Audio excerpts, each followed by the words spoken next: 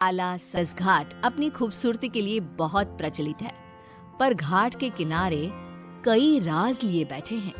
ये कहानी शुरू होती है बनारस के घाट के पास बने ममता निवास से, जहाँ प्रिया लाल जोड़े में ममता के घर उसकी बहू बनकर आती है।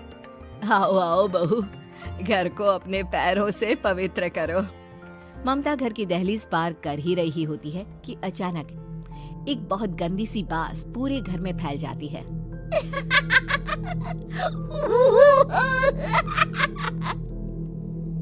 ये बदबू और ये आवाजें, ये कौन हंस रहा है माँ?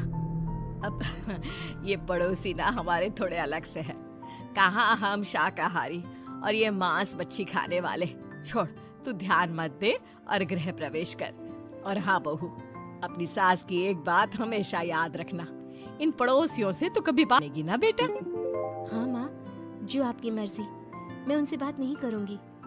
अगले दिन प्रिया अपनी पहली रसोई बनाने रसोई घर में जाती है। ये छोटी बात तो नाक में जा रही है। एक काम करती हूँ, खिड़की खोल देती हूँ। प्रिया खिड़की खोलने जाती है। इतने जाले, लगता है इस खिड़की को कभी खोला ही नहीं गया। पर ऐसा क्यों? ओह, नॉन वेज की स्मेल आती होगी ना। 2 मिनट के लिए खोल लेती हूँ, फिर बंद कर दूंगी। प्रिया खिड़की खोलती है। खिड़की खोलते ही उसकी नजर सामने वाले घर की खिड़की पर पड़ती है, जहाँ एक लड़की खड़ी होती है, हाथों में मेहंदी, लाल रंग की साड़ी, बिल्कुल सजी धजी, मानो प्रिया की तरह ही वो भी नई नवेली बहू हो। वो प्रिया को देखकर मुस्कुराती है। हे भगवान, माँ ने तो इनसे बात करने को मना किया था।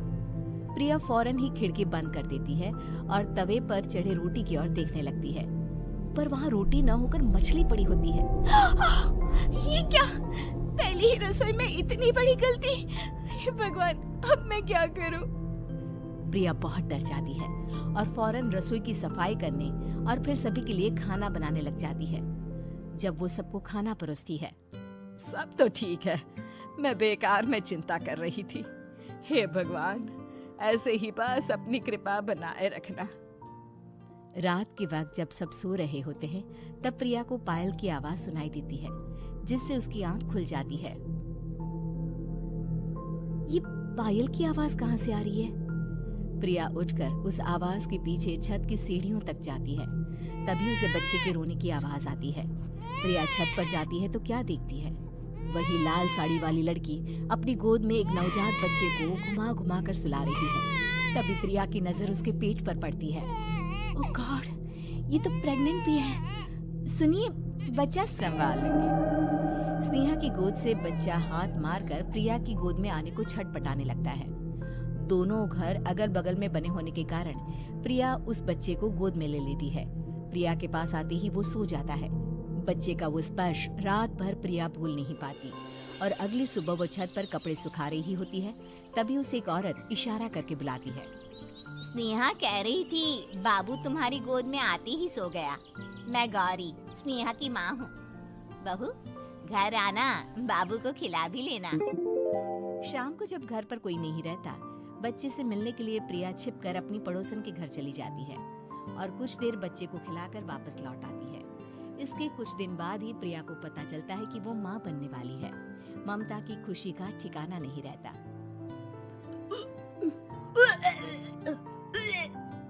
माँ जी, पता नहीं क्यों उल्टी आ रही है। प्रिया भागती हुई वॉशरूम में जाती है तो हरे और लाल रंग की उल्टी करती है। उस उल्टी में से कीड़े निकलते हैं। ये क्या? खून और ये कीड़े! माँ, माँ! प्रिया की आवाज सुनकर ममता दौड़ कर आती है, पर बेसिन में कुछ नहीं होता। प्रिया हक्की बक्की रह जाती है। ये सब क्या हो रहा है? प्रिया घबरा जाती है और अपने कमरे में जाकर सो जाती है। डर के कारण वो इतनी थक जाती है कि उसकी आंख लग जाती है। तब उसे ऐसा लगता है उसके पेट पर मानो कोई बैठा हुआ हो। कौन हो? प्रिया के पेट पर एक 5 महीने की बच्ची बैठी हुई थी, जो बुरी तरह जली हुई थी। माँ, तुम ही मुझे लाई ना अपने पेट में? मैं तुम्हारी माँ नहीं हूँ। कौन हो तुम? माँ, देखो मैं जल गई बुरी तरह से। 6 महीने पेट में रहने को भी मुझे नहीं मिला। सहला दो ना माँ। बचाओ, बचाओ, माँ। ममता दौड़कर कमरे में आती है। प्रिया की बातें सुनकर वो सब समझ जाती है। तू कहीं बगल वाले घर में तो नहीं जाकर आई ना बहू? मुझे माफ कर दो, मैं गई थी माँ। उस घर में सब मरे हुए हैं बहू। कई साल पहले स्नेहा उस घर में बहू बनकर आई थी। कुछ ही दिन में वो एक बच्चे को जन्म देने वाली थी। पूरा घर बच्चे के आने की खुशी में खोया था कि एक दिन अचानक उस घर में आग लग गई।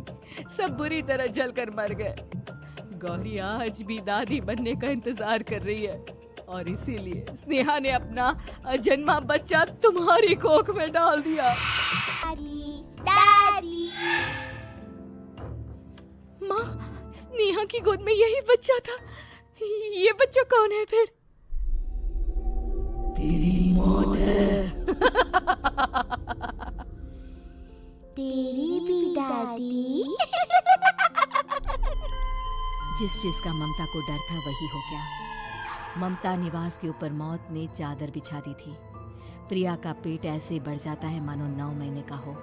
2 हाथ उसके पेट से बाहर निकलते हैं। बहू, संतोष को फोन कर, किसी पंडित जी को बुला बहू। प्रिया का पति भागता हुआ घर आता है। ये तो होना ही था माँ। तेरा पाप तेरे सामने आ गया तो तू सह नहीं पा रही है। स्नेहा घर में आग लगी नहीं थी, माँ ने लगाई थी, प्रॉपर्टी की लालच में। और वो बच्चा मेरी पहली पत्नी का बच्चा है, मेरा बेटा, जो कि उस आग की चपेट का शिकार हो गया था।